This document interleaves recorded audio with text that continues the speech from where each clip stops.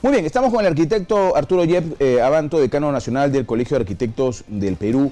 El otro día ayer hablábamos con el decano del Colegio de Ingenieros. Hoy vamos a hablar con los arquitectos para ver su punto de vista, su opinión de lo que está pasando en nuestro país. Seguimos en algunas ciudades, Lima incluida por supuesto, con lugares de alto riesgo, lugares que son bastante peligrosos y parece que no nos queremos dar cuenta de esto. Arquitecto, bienvenido, gracias por estar acá. Muchas gracias, muy amable. Bienvenido. Gracias, buenos días, José. Yo me imagino que ustedes desde el colegio han hecho algún análisis de la situación, de cómo están algunos lugares peligrosos, algunos causales de riesgo para la población que se ubica en lugares que son caídas de huaico de todas maneras, por ejemplo, ¿no es cierto? Mire, la historia en nuestro país respecto a los desastres no es nueva, por supuesto, data de prácticamente toda su vida.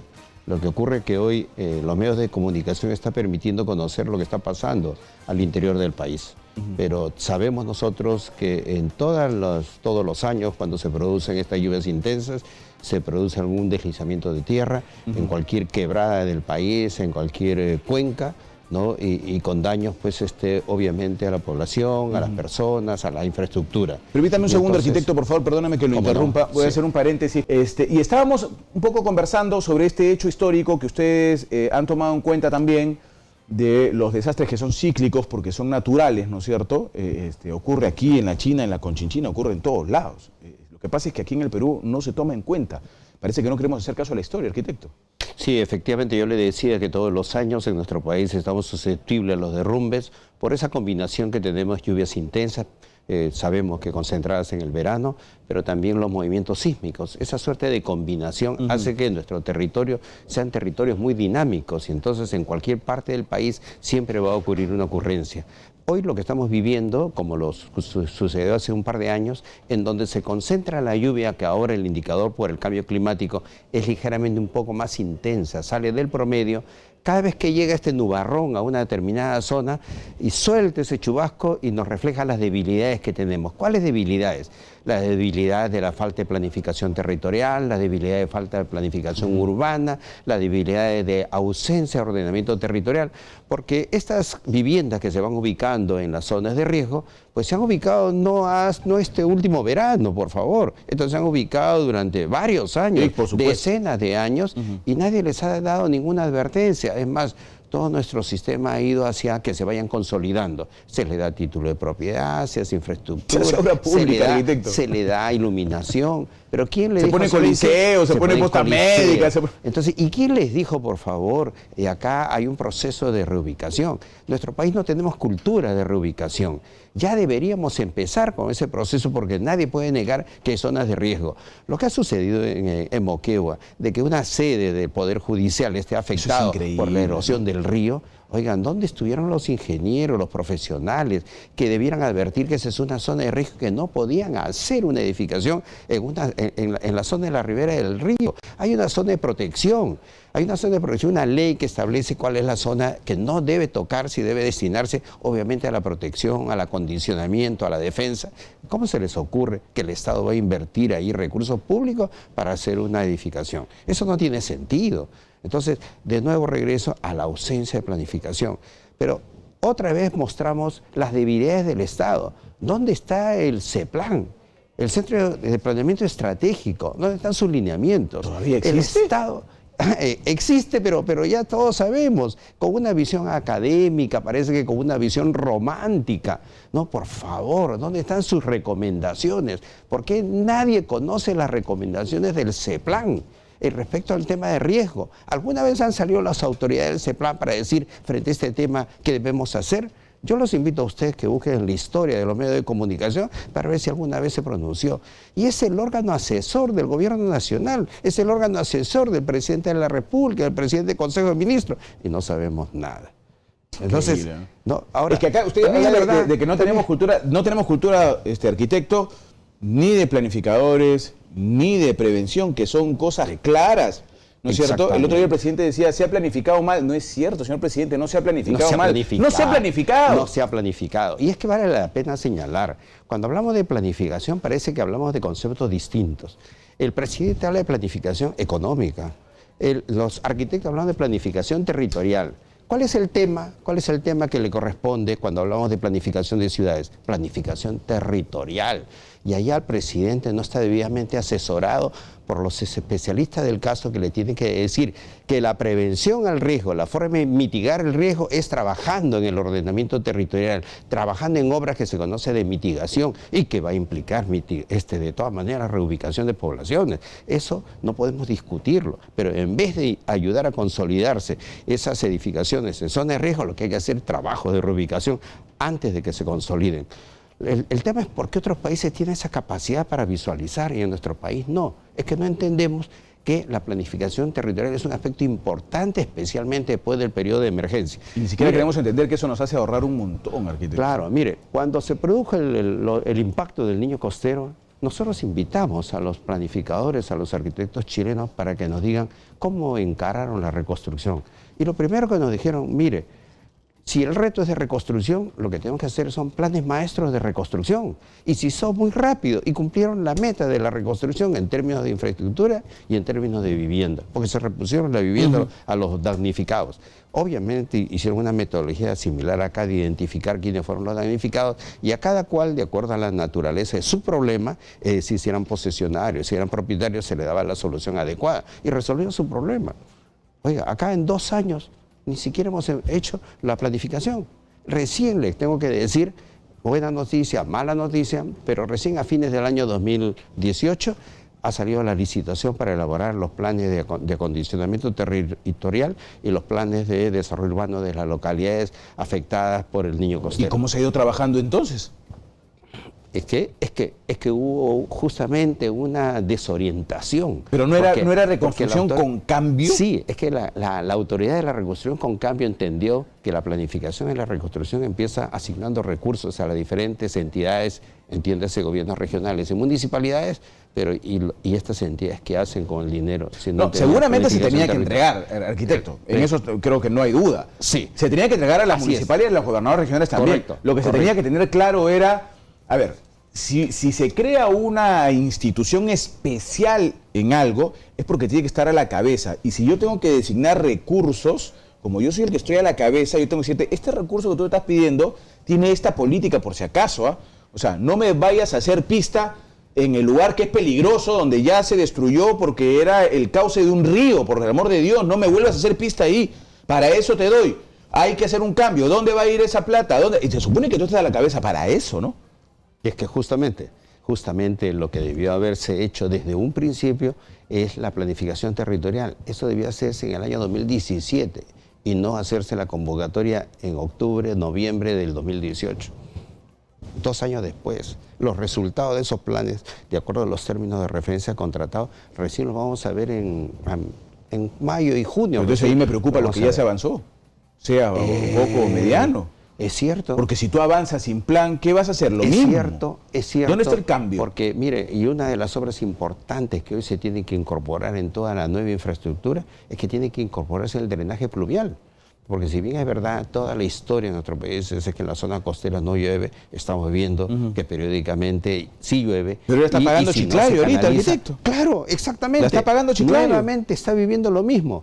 Pero además se están sumando otras ciudades. Estamos viendo que ya hay también inundaciones en las zonas de Arequipa. El mismo Lima hemos visto que por un aniego, por un colapso del sistema de desagüe, se produce aniego. ¿Se imaginan lo que pasaría si se cae una lluvia, si recibimos una lluvia intensa en Lima? Mira la cantidad de inundaciones. No estamos preparados en absoluto. No estamos en absoluto. preparados. Entonces nosotros hemos siempre creído que las lluvias solamente van a caer en las tierras agrícolas, bendecidos en las tierras agrícolas, porque van a recibir agua. Y nunca pensamos que podían caer en nuestras ciudades. Hoy ya están llegando a nuestras ciudades. ¿Y qué ha pasado? Nos encuentra siempre debilidades. Sí, pues, pero nosotros debemos aprender, ¿no? Nos guste o no nos guste, lo bueno hay que traerlo y mejorarlo.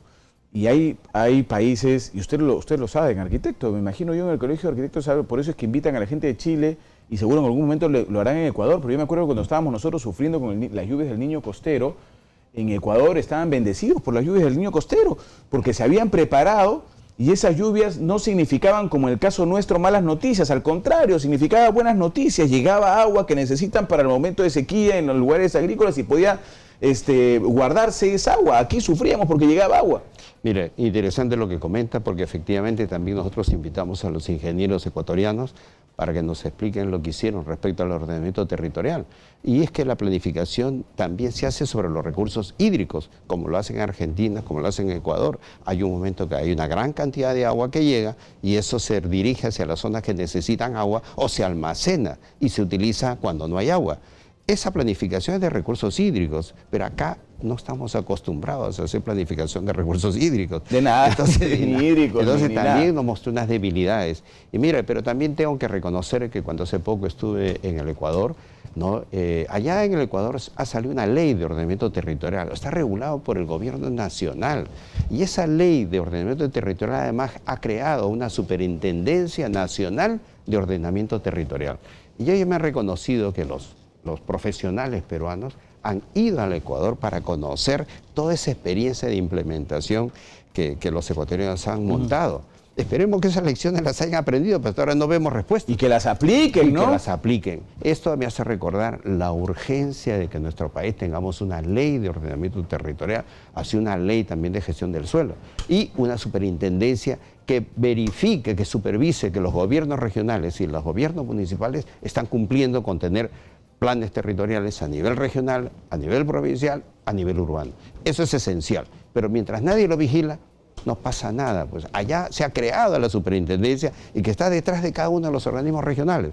Acá, ¿quién tiene esa responsabilidad? Es un tema que se discute si está en el Ministerio del Ambiente, porque ellos tienen que ver ordenamiento territorial, o el Ministerio de Vivienda, que tiene que ver acondicionamiento territorial. Y acá jugamos a la dialéctica, en donde ambos son responsables y ninguno es responsable. Exacto. Cuando muchos responsables, ninguno es responsable. ¿Dónde está el CEPLAN que define ese campo y que diga ya, la responsabilidad es del Ministerio de Vivienda o la responsabilidad del Ministerio del Ambiente? Que lo diga, que lo establezca y de una vez que le encare ese reto con la responsabilidad que corresponde.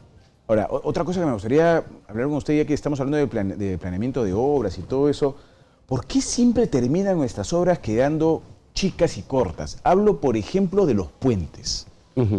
¿Qué nos está pasando? El otro día hablaba con el ingeniero Herrera Escalzi y me decía, lo que pasa es que aquí hay planificaciones por años, ¿no? Entonces se recurre al histórico más cercano. Es correcto. Entonces se dice, ¿vas a hacer un puente? ¿Dónde vas a hacer el puente? Bueno, voy a hacerlo en tal río el puente, pues necesito, no sé, pues se me ocurre cualquiera, ¿no? El río de Leche, que hemos hablado hace poco.